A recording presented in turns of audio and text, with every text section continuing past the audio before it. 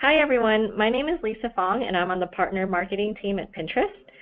Thanks for joining us today. We're going to go over creative and ad best practices. This is our last webinar in the series and we saved the best for last. If you haven't started advertising with us yet, don't worry. These creative best practices are for both organic and promoted pins. So the best practices that you see are for both organic and promoted, and we use the same techniques to get the most out of both your free traffic, and if you want to give it a boost, you can try promoted pins as well.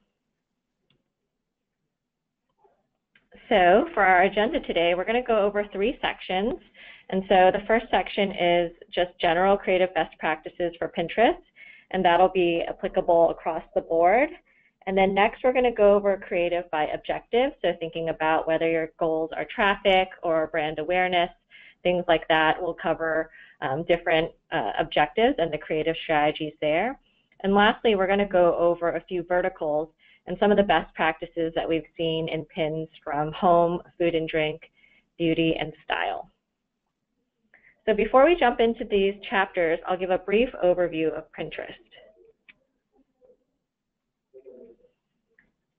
People use Pinterest to plan. They come to Pinterest to discover and do the things that they love, and what they're really doing is planning. And this planning behavior is unique to Pinterest. If you think about it, you'll go to Google to search for information, you'll go to Facebook to connect with friends, and you'll go to Snapchat or Instagram to share a moment. But when you go to Pinterest, you're really going there to discover and plan for you. So to help pinners discover and do the things they love, we're building Pinterest. And it's 100 billion ideas personalized for every pinner so they can figure out which ideas are best for their lives.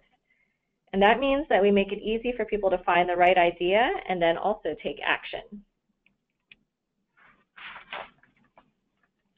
And so for businesses like yours, they use Pinterest to drive incremental sales.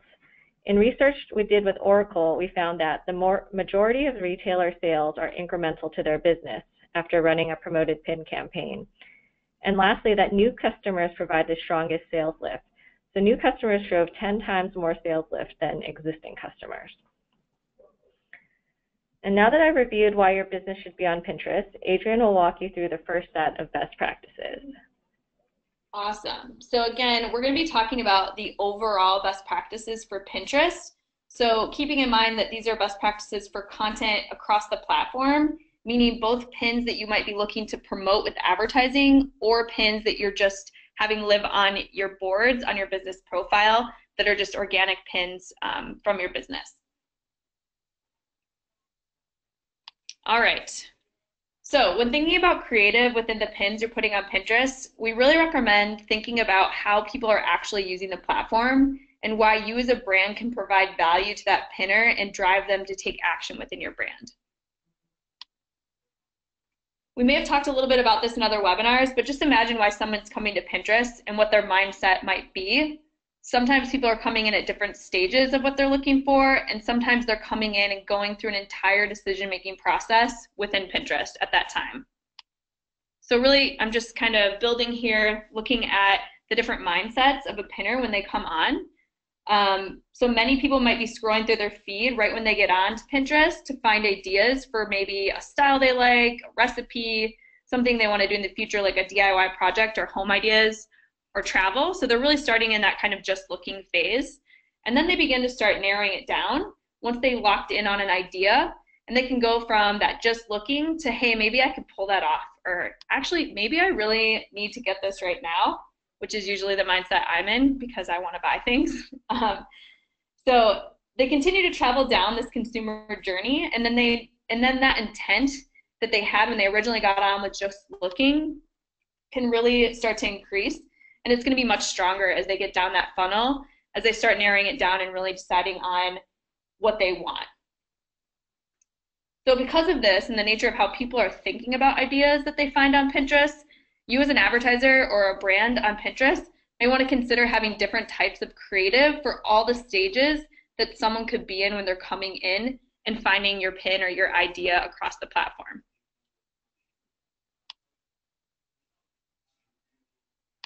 All right. So again, just want to reiterate before we get into even more deep creative best practices, something really important to remember with Pinterest is that pins are ideas. And there are really three primary pillars to making great ideas or pins for your brand on Pinterest. So the three things that your pin should be is first, helpful. People want to discover ideas that make their life better. This can mean offering tips, advice, instructions, in addition to just you showcasing products that you want them to buy. And then secondly, making sure that your pins and your creative is beautiful. Pinterest is obviously a really visual platform, so make sure your images are shot to fit that platform. And we usually recommend imagery that either is or is as close to possible as professionally done or shot as you can pull off. So you really want that beautiful, high quality imagery. And then lastly, just making sure your pins are actionable. So ideas that people find on Pinterest are intended to be done in real life. Make it easy for them to take action with the idea that you're providing for them.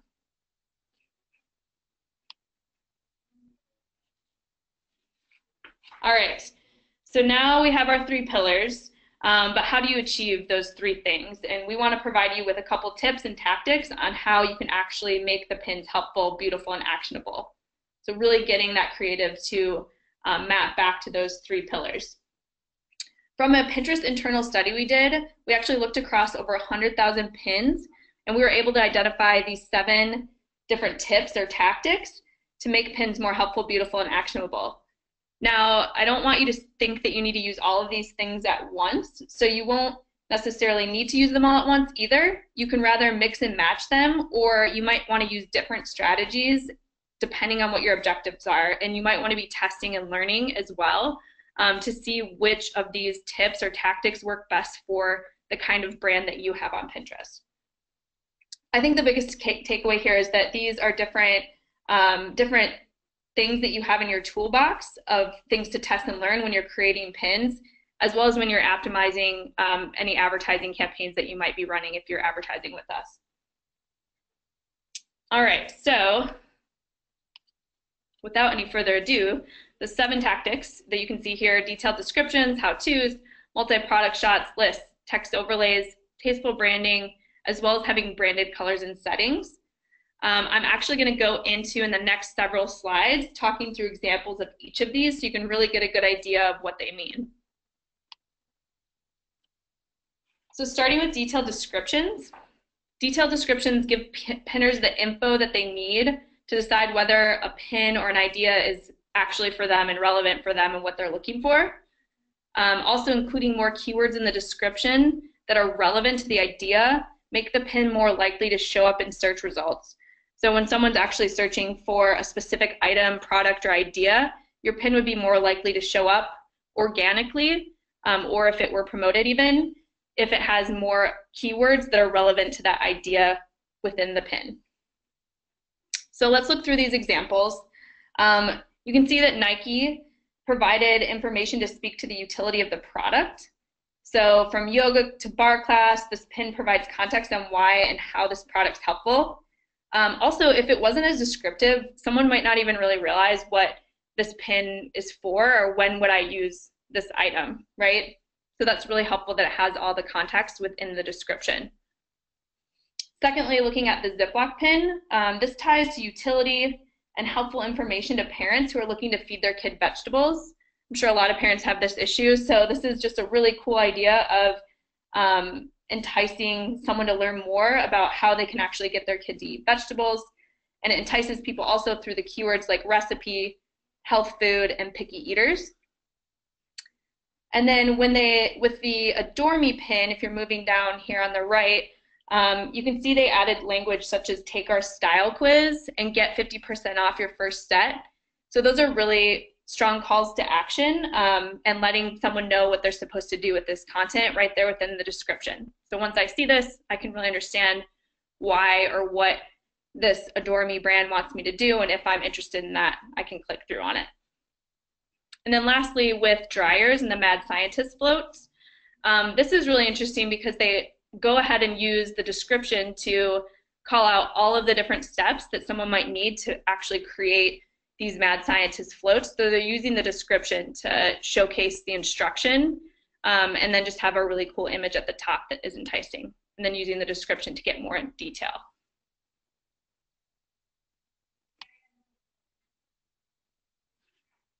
Awesome. So we're moving on to the next tip, using how-tos and step-by-steps. So, or other tutorials for that matter. Other tutorials and how-tos and step-by-steps can really be used to help break down complicated projects and make it easier for people to bring ideas to life. So they give you all the info that you need to get out of it, and do what the pin helps someone to do. So there's actually a couple different ways that you can achieve how-tos and step-by-steps. It could come from step-by-step of images, like you might see here, or a collection of images, or other times, like we saw with the dryers pin in the previous slide, it might just come within the description.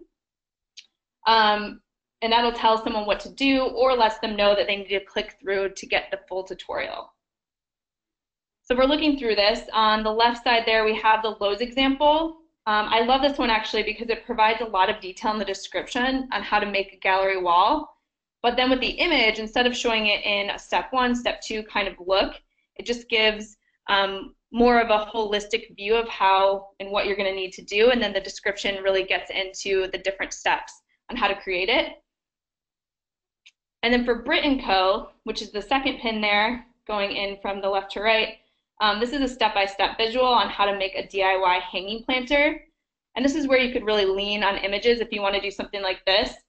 They're going to do the heavy lifting for you, and then the pin could actually click through for someone to learn more about how to do this. But this is enticing and showing them, oh, this looks simple. Now I could click through and actually learn how to go and make this myself. And then when you're moving forward to the next pin, the target pin, it not only shows products inside of the room on the actual pin, but I love that it also shows the products underneath it. And then additionally gives you detailed description in the copy on how to achieve this look. So it gives you the full look with the image, also shows you the different components that you would need to achieve it, and then describes a little bit more within the description. And someone might want to click through, or this might be enough for them and entice them to save it. Lastly, on the far right is another dryers pin. You'll see dryers throughout this presentation. They do a great job with their pins on Pinterest. This is just another example of providing detailed instruction through the description as well as with the imagery.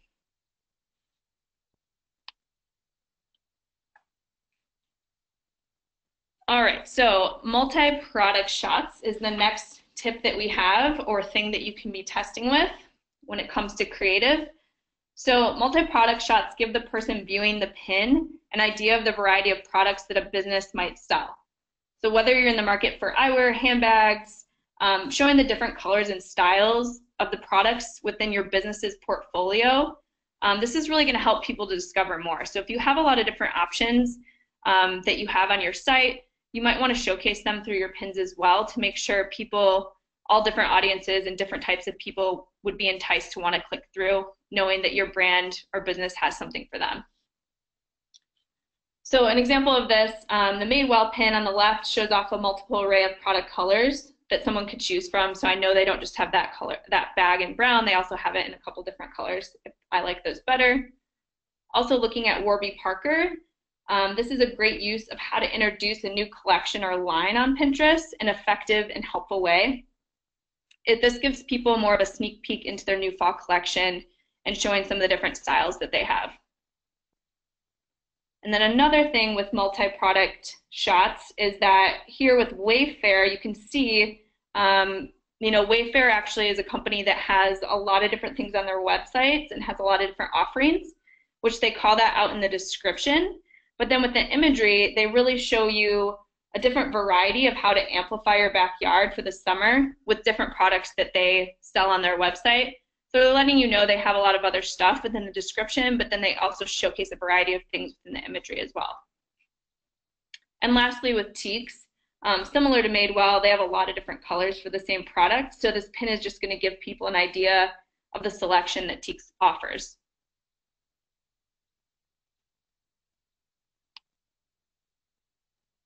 All right.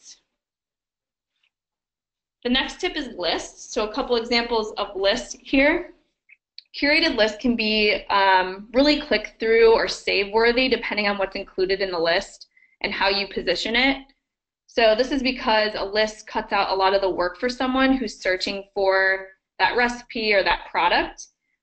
You can do this in a couple different ways. So you could showcase a list in the title, just calling out that there's going to be, more, or how to do it, or how to register. It could also use numbers. And then you can start to see what type of lists work best for different audiences and different products that you're selling, or different ideas that you're providing. And then you can go ahead and start making more pins like that. So really testing and learning with what type of list works best for your product or idea that you want people to go out and do or buy. So if you look at Ziploc, you can see they've done a great job creating pins more than just talking about their products. So they were used in a couple other examples as well.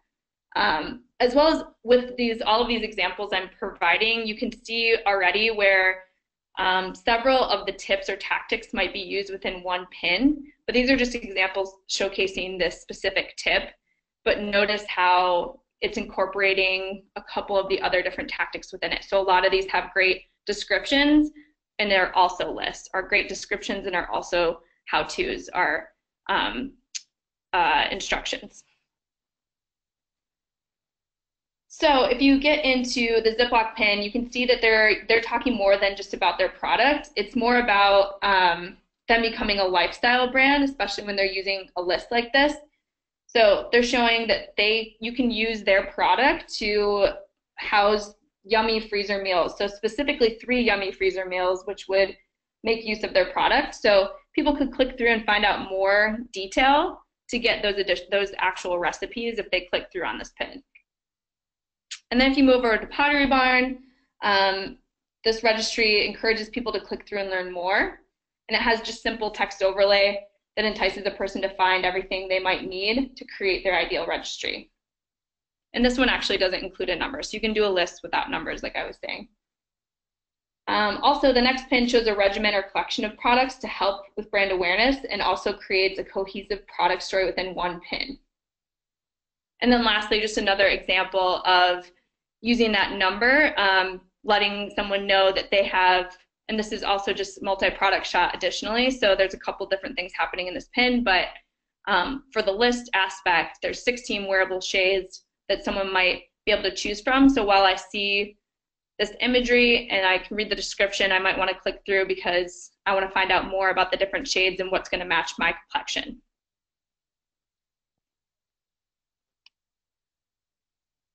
All right, so text overlay. This is a big one, and it's really unique, I think, to Pinterest, and really great to see how text overlay can work for you as a brand on Pinterest, whereas on other platforms it might not be the same. But text overlay is a really great way to provide context, a clear takeaway, or elicit an action from a pinner. And like I mentioned, you can see some of the other examples we've already gone through for the other different tactics. It's used in combination with a lot of the other tactics to help make pins helpful, actual, and beautiful. So text overlay can be used in a lot of different ways. So while we don't have a limited amount of text on an image, make sure that the idea can still shine through with the image. So we don't have a limit. You can put as much text as you want on your pin, but we still recommend making sure that the image that's behind the text is shining through and really showing what you're trying to offer to a pinner. So make sure when you do use text overlay, make it part of the design and be sure the text is large enough to be read easily on a mobile device. All right, so text overlays can be a couple different things. Like with the left, you can see that the text overlay for Jell-O provides awareness of the brand, all while using typography in a creative and unique way that really aligns with what Jell-O's brand is. And then also with another Ziploc example here, providing useful information with a direct call to action in the text overlay. So, oh, you have leftover soup, that applies to me, so I see this in my feed, and that immediately gives me context of what that is. And then also just looking at the Pampers pin next down the line here, this can be a really simple and succinct way with engaging copy that's going to entice a person to click through and learn more. So I love this pin because it provides so much context. If you just had this image without holiday safety tips across it, I don't think that a lot of people would know right away what this meant. It could mean anything from childcare or child tips, or it could be something to do with Christmas or lights. But because they say holiday safety tips in the text overlay, that really gives a pinner idea of what they can expect out of reading more from this pin or clicking through.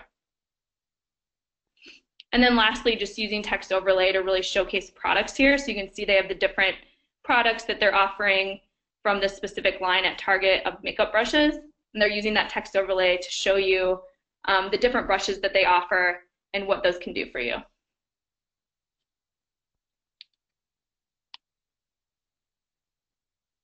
All right, we're getting down the line here. There's a lot of tips, obviously, that we can offer you. So this is great that you have this all in your arsenal now of different tips as you're thinking about creating your Pinterest creative and your pins that you're going to put out there on the platform.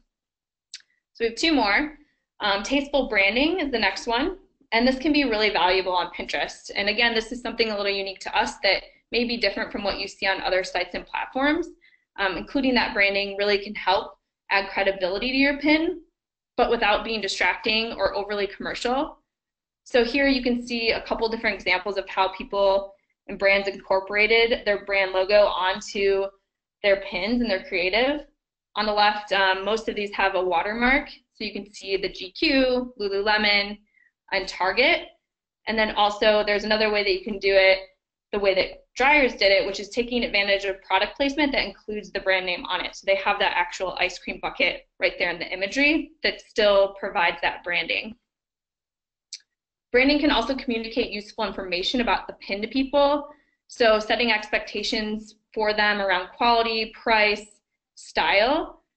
Because I know that when I see this Target pin, this is a great example. So I know when I see this Target pin, I see that bullseye, and I know that I can expect a great quality and a great price out of that item.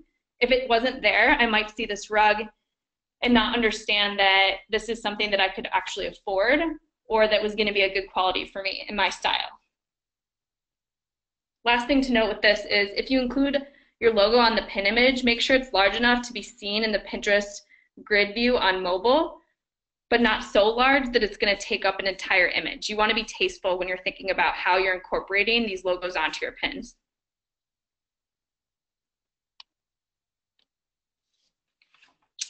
All right, last but not least, just wanted to call out using branded colors and settings. So showcasing products in an inspirational context by placing them in a background that conveys the tone of your brand. So you can play around with different types of photography or different types of coloring. If you're showing products on a white background, especially you want to play around with the way that you're doing coloring in photography. Like for example with this Target pin. And then also just looking at the IKEA pin on the left, that's a good example of providing inspiration with a how to achieve a modern and beautiful dining room look. So that image is showing that for us, and that brand has branded colors and settings that make sense for IKEA, and that's really inspirational and clearly easy to achieve for us, knowing it's from IKEA. And then the branding across all of the platforms that Warby Parker is on. Warby Parker is modern, clean, and beautiful, and they also use that same kind of look and feel when they're creating their pins on Pinterest. And then also, like I mentioned, with the white backgrounds, the Target pin is just showing off one product, but in a really beautiful way. And then the description copy does the heavy lifting for them in this case, so they're using that detailed description also to inspire people with various ways to use scissors in your life, which who knew there are that many ways to use scissors, but I feel inspired that Target is showing me this beautiful image of these cool scissors and telling me more about how to use or create projects with the scissors. And then lastly, most people are familiar with the iconic Tiffany teal, so they want to make sure they're incorporating that within their brand or within their branding on Pinterest and keeping that consistent for us because that conveys a certain quality and we know what to expect when you see that kind of Tiffany teal. So thinking about what color or setting you should use for your brand specifically, that's really going to depend for you. It depends on what your brand stands for and what you want to be conveying across Pinterest and in general for your brand. So there's going to be no one size fits all for branding, colors, and settings, or really for any of these tactics and tips that I've shared. It's really going to have to be specific to your brand and what you're putting out there and what action you want Pinterest to take with that idea or content that you're sharing with them.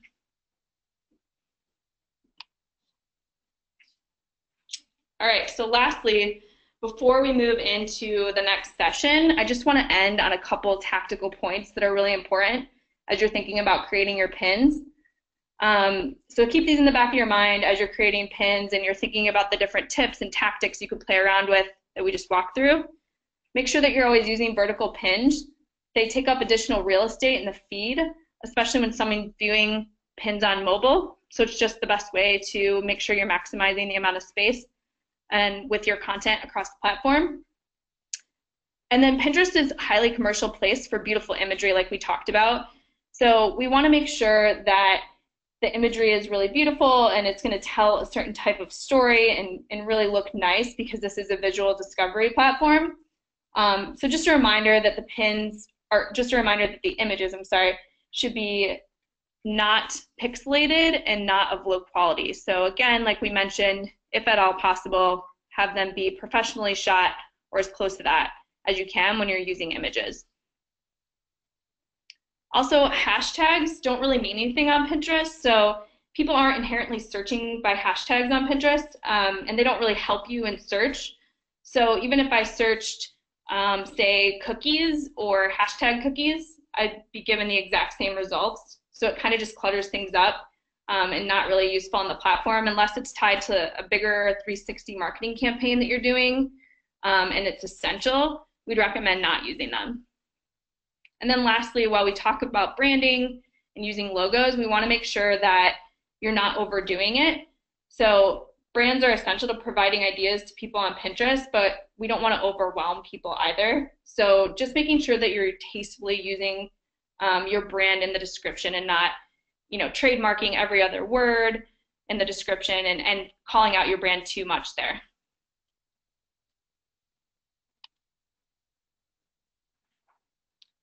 All right, so that was a lot of stuff and really high level, like I mentioned. I'm now going to get into more of creative by objective. So this really depends on what your goal, again, is with your business profile on Pinterest, what your goal is of having pins and content out there on the platform, or maybe what your goal is if you are running advertising with us, and how to think about different creative strategies and creative tactics by strategy.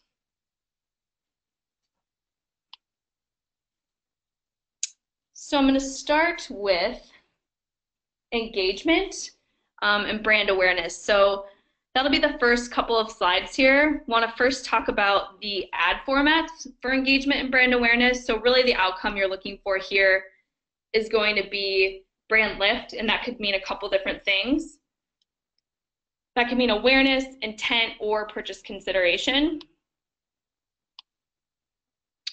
I'm going to quickly just play this video here and call out that video is one ad format that can help drive towards engagement or brand awareness.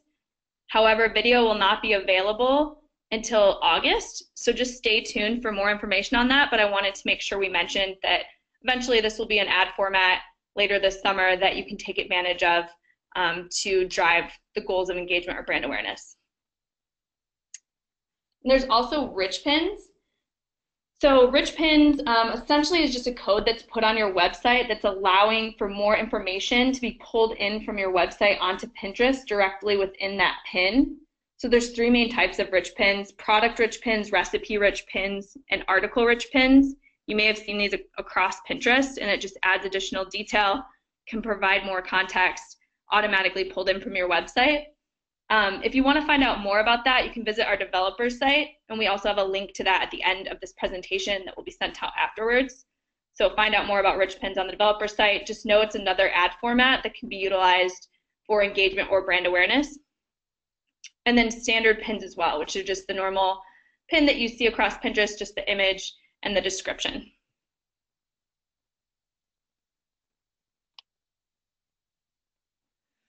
All right, so a couple of creative tactics that map back to those different ad formats. So we have the ad formats, that's kind of where you're starting.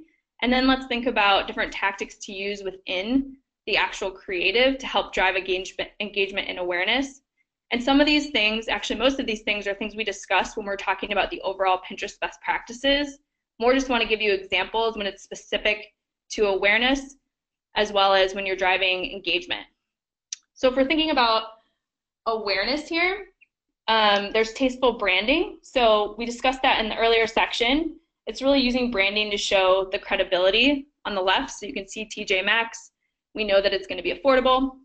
There's also novelty, which is a new idea or twist on something that a pinner may not have thought of before. So really increasing that awareness of your brand because you're bringing them something different and new that they might not have heard of. And then there's telling a story with your pin, as well as using lifestyle images versus product shots. This is a great example of that, featuring a product in a realistic setting, as well as like it's showcasing a lamp, for example, in this living room setting, as well as kind of telling a story about like your coworkers will never know that they're yoga pants. So it's telling a story as well as featuring a real life setting, the product in a real life setting here. And then lastly, just using compelling imagery. That's like a beautiful shot of pancakes and looks amazing. And then we'd all probably want to eat that, hopefully.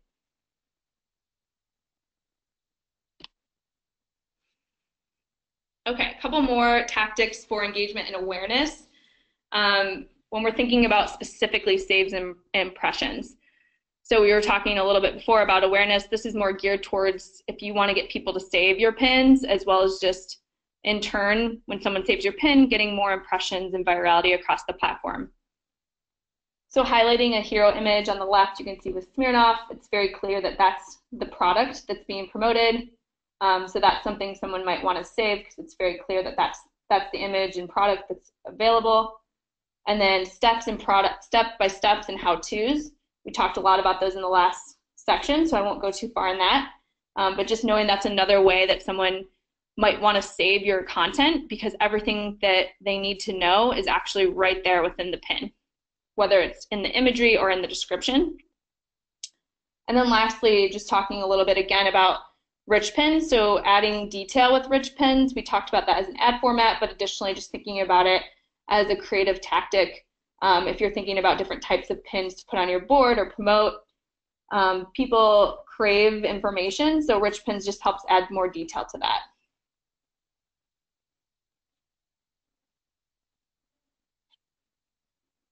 All right.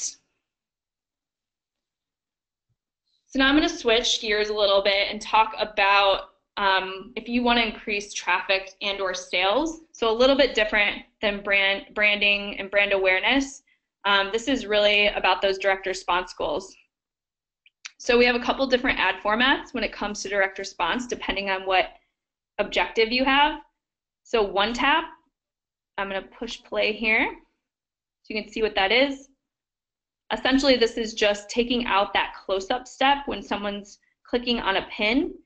They'll click on it and they'll immediately go to the website. So inevitably, this is going to help drive more traffic to your site and takes out that additional step. So really encouraging someone to see what they like in your pin, clicking on it, and immediately getting to your website to buy it or find out more.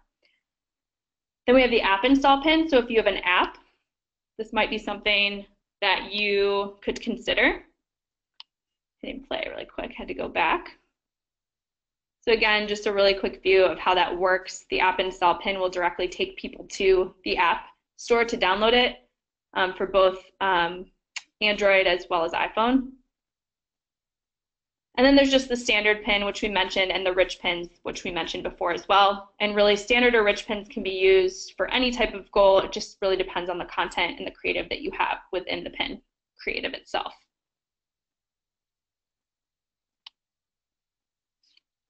All right, so a couple things for the creative within those ad formats that we talked about for traffic or sales. Specifically for traffic, we talked a little bit again about multi-product versus one product. So this helps speak to different tastes of people that might be coming in and also stimulates curiosity. So people might be more apt to click through. They know you have a variety of things on your website. For example, the pin right here shows multiple baby outfits that this little baby could wear. So you know that Carter's has more than just one look, and you can click through and find out more for your taste or for your baby. And then also lists, tips, and advice. So this is a great example of how to, like using, again, text overlay and this in combination with a how-to and advice. So how to stay balanced between meetings is a good example of this, or how to teach someone how to do something, like with the hanging plant example, how to create that on their own, or even just giving people advice as well, like this. And then next, there's also using text overlay with a strong call to action. So this, for example, says sign up today. So you can actually use that. It's a strong call to action as well as utilizing the text overlay within the imagery. And like we mentioned, there's a couple different, you can always use a couple different tips or tactics within each pin, but these are just the primary things that we've seen based on our studies that can help drive traffic. And lastly is just using that real life setting. So having a person actually in the imagery and showing how excited they are and like what it means to get this box, for example, and what comes in it. Just helping people put themselves more in the position of what your idea is conveying, so that way they're going to actually want to go buy that themselves too, because they can imagine themselves there. So then if we talk a little bit more again about still kind of the direct response goals here for traffic and or sales, but this is specific to sales. Using that logo, again, mentioned that in the overall best practices, but using the logo on image to add credibility. This is such a great pin, mostly just because I love dogs, but this shows BarkBox in the corner. That's using that product placement too, where it's not necessarily a logo watermark, which totally would work as well, but this is more just the logo on products in that box that a dog might get through this program. And then also using real photos versus illustration. This is something you can definitely test, but we have seen for sales that using the real photo, similar to using real lifestyle settings, can help people really see themselves in this situation. So that's going to help increase more sales if you show real photo versus illustration. And then lastly, for sales, another tip would be to have a focus on the object you're promoting. So this is slightly different than if your primary goal is traffic. So this is more, multi-product might drive more traffic, which we talked about in the previous slide, which can also lead to sales, but often a focus on one object can help drive the sale of that item in particular. So this is really saying like, okay, this is the bathing suit you're promoting here, and if I am really in the market for a bathing suit, I'm going to be more apt to buy because I see this one thing, it's honing in my focus for wanting me to go click through and buy this object. But we definitely recommend, again, testing both depending on what your objective is. So you might want to test with multi-products like we talked about in the last slide, or focusing in on one and seeing what works best for your business. All right, well, I'm sure you guys are tired of hearing me talk, so we're going to switch it up, and I am going to pass it back to Lisa to go through some category-specific best practices. So if you're in one of these categories, might be really helpful for you to think about these best practices as well. Awesome. Thanks for all those tips, Adrienne. Yeah, I think this is a really good opportunity for us to share best practices in home, food and drink, beauty, and style. So if you have pins in these categories, I think this will be really helpful for you. And we've also taken all those tips that Adrienne has just shown, and we did a little bit of research within each of the categories, so we'll be able to show you just what it means and the top tips for each of those. So a little background on the study. Last year, we studied different creative characteristics that'll influence save, click, and checkout rates of promoted pins. And we reviewed over 56,000 promoted pin impressions over a 12-month period. And so we weighed over 20 characteristics, so some of the things that Adrienne just talked about, like a text overlay or promotional language, and we compared how they did in each vertical. And so I'll show you these 4 verticals and then the top 3 tips for each. So first is home decor. And people come to Pinterest for ideas to transform their homes, whether it's a full renovation, a weekend project, or a DIY home hack. And home and DIY are two of the biggest categories on Pinterest. So you'll see there are 1.5 billion home decor pins and 38 million home decor pinners. And then within DIY, we have 3.8 billion DIY and craft pins and 43 million DIY and craft pinners. And so we know that Pinterest is an effective place for them because about 60% of active Pinterest users say that they use Pinterest and it influences their home decor related purchase decisions. So now I'll go into the 3 tips for home decor. And so the first tip is to make your pins actionable and relatable. So in this example, you'll see that Michael says, make a marble coaster, and there are steps numbered to show you how to make it.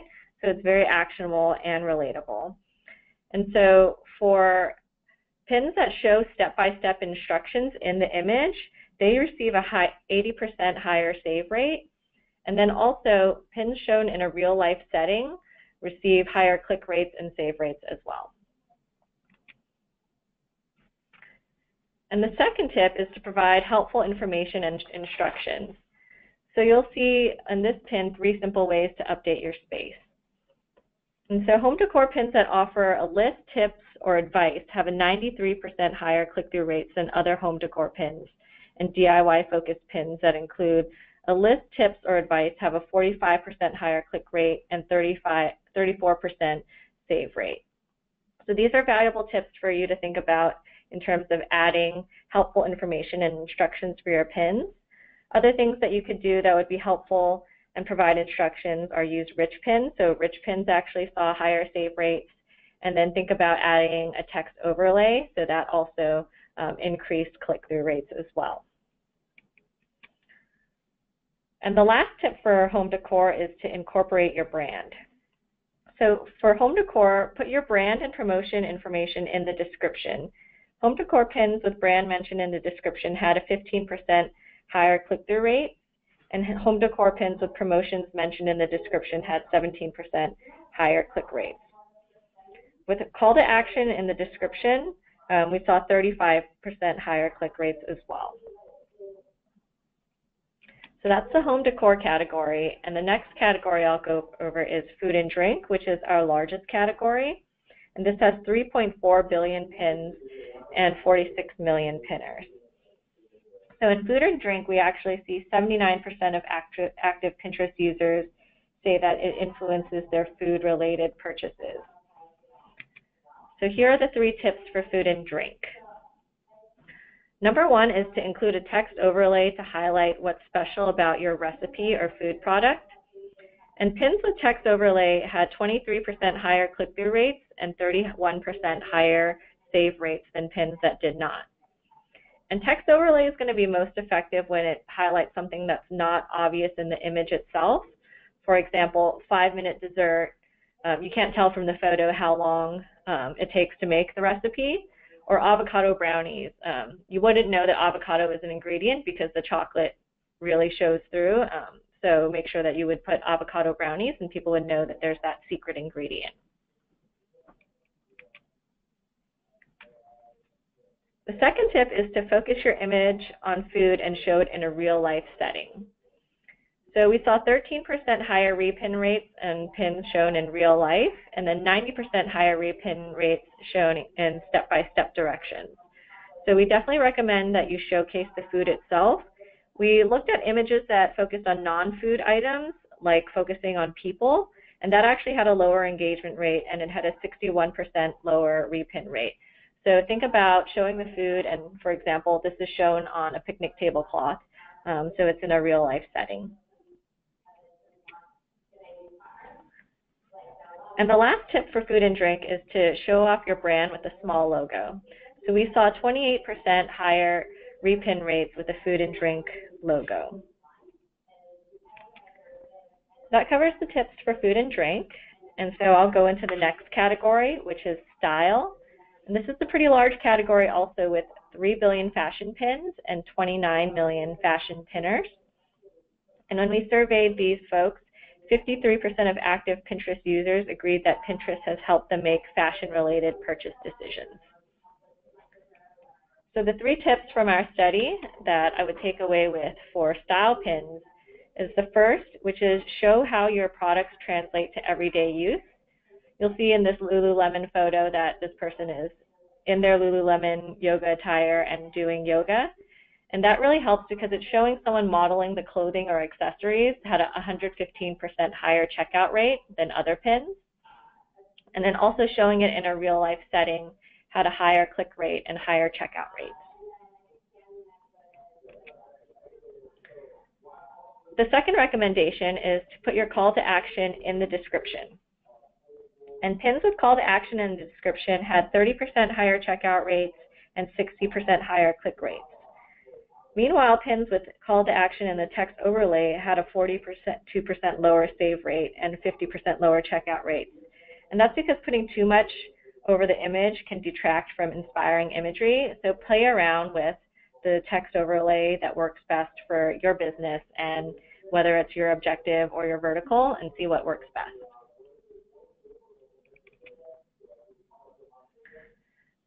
And the last tip is to pique pinner curiosity about your full product line. And this is using the tip that Adrian talked about of showing multi-product pins. And for style, this actually had higher click-through rates, higher checkout rates, and higher click rates. So this is definitely something that you want to try if you have fashion pins. And finally, our last category, which is beauty. We have 1.1 billion beauty pins and 30 million beauty pinners in this category. And when we did the study, we saw that 51% of active Pinterest users said that Pinterest really influences their beauty-related purchase decisions. So I'll go into the top 3 tips for beauty. The first tip is to show how your product is used. So you want to have it in a real-life setting. You want to focus an image on the people, and you want to show step-by-step instructions. And so in this CoverGirl image, you see the person's eye, and you see how to create a soft, natural eye. So it really gives you a sense of the beauty of the makeup, how it's used in a real-life setting on a person.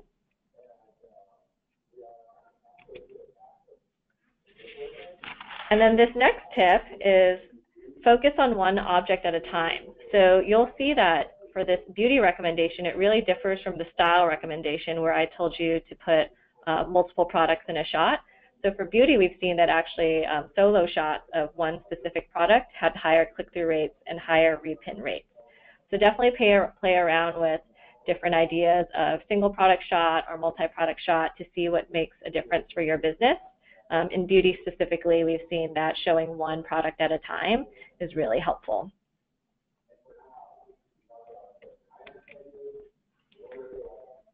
And our last tip is product placement is the most effective way to highlight your brand. And so earlier you heard Adrian talk about different ways to showcase your brand, whether it's a watermark or whether it's a logo. In beauty, we found specifically that product placement, kind of like the Dreyer's ice cream in the background, and here you see the L'Oreal pad putting on the makeup.